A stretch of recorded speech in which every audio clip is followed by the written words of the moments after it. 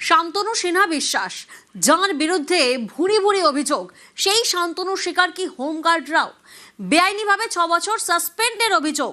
ধৃত পুলিশ কর্তা শান্তনু সিনহা বিশ্বাসের বিরুদ্ধে অভিযোগ, মুখ্যমন্ত্রীর দরবারে সাসপেন্ডেড হোমগার্ডরা কাজে ফিরতে চেয়ে মুখ্যমন্ত্রীর কাছে আবেদন।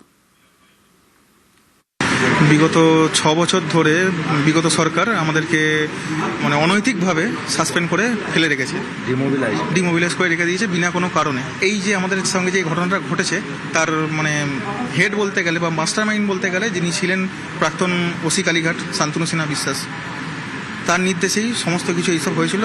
শুধু আমি বা আমার সঙ্গে আরও দুজন দেখছেন তারা নয়, আমাদের মতো 13-14 জন আমরা আছি। সিএম স্যারকে বললাম যে স্যার এরকম ব্যাপার, আমরা এরকম চিঠি নিয়ে এসেছি। তো উনি একজনের নাম অ্যাড্রেস করে দিলেন, দিয়ে বললেন তার সাথে যোগাযোগ করে চিঠি জমা দিতে। উনি আমাদের সমস্যা সমাধান হবে, অবশ্যই সমস্যার সমাধান হবে।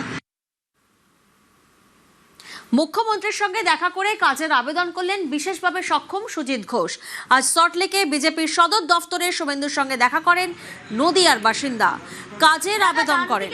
সুজিতের দাবি, কাজ মেলার আশ্বাস দিয়েছেন মুখ্যমন্ত্রী। আমার সমস্যা, আমার একটা কাজের জন্য আবেদন জানিয়েছি। আমি 80% প্রতিবন্ধী।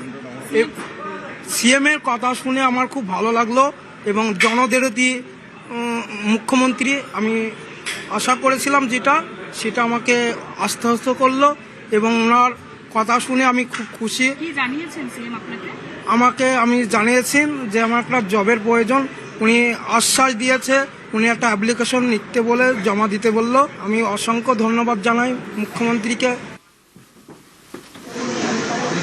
চিকিৎসার আবেদন নিয়ে মুখ্যমন্ত্রীর দরবারে পূর্ব বর্ধমানের বিশেষভাবে সক্ষম মহিলা, তাঁর দাবি সমস্যা সমাধানের আশ্বাস দিয়েছেন মুখ্যমন্ত্রী। সিএম স্যার কাছে বলেছি যে আমাদের ঘরটা ভেঙে গেছে, ঘরটা সারিয়ে দিতে, আর আমার আর মায়ের খাওয়ার ব্যবস্থা করতে, আর আমার ট্রিটমেন্টের ব্যবস্থা করতে। আমি 10 বছর পরে আছি। আমি মা সকাল থেকে খেতে পাই না, আমার বাবা না খেতে পেয়ে মারা গেছে। আমি এখানে বহুদিন এলাম। সিএম কি বললেন? উনি বলেছেন আমায় সাহায্য করবেন। আমি